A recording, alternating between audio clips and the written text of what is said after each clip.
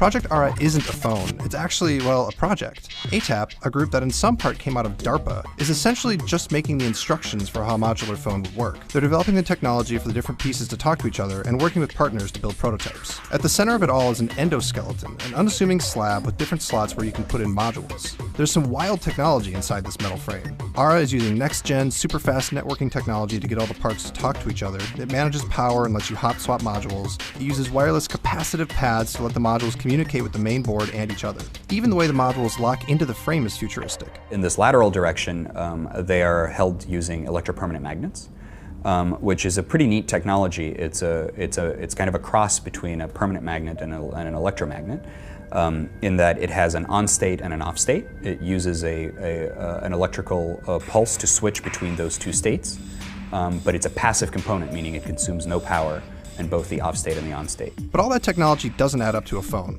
It's essentially just networking. It doesn't have your main processor, your cellular radio, or even a screen. Adding all those things on piecemeal can make for a pretty bulky phone, but ATAP has managed to build something that doesn't look completely ridiculous. Trying to keep the form factor of a device to something that we think is elegant and beautiful, where each individual module has this pebble-like, sleek, watertight aesthetic associated with it.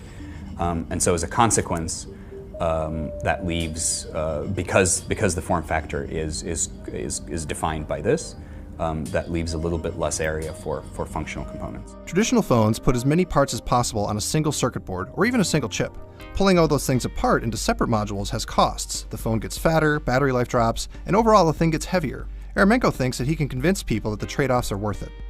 And so we want to make sure that overhead, that inefficiency is minimized, and we think the crossover point is somewhere the 1/3 overhead point. We think will come in at about 1/4, or about 25% overhead.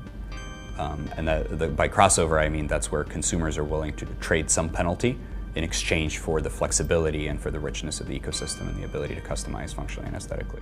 The aesthetics matter a lot. Even if Eremenko's ambitious plans work out, people still have to want to use the thing. To get there, ATAP is working with a partner to create a first-of-its-kind 3D printer, which will be able to rapidly build customized plastic shells for each module. What that means is that we'll be able to create module enclosures, which on any given module are user replaceable. We call them shells. And so a consumer in the ARA marketplace will be able to utilize shell maker apps to create beautiful designs that are not just unique, not just custom, but can also be expressive to the consumer.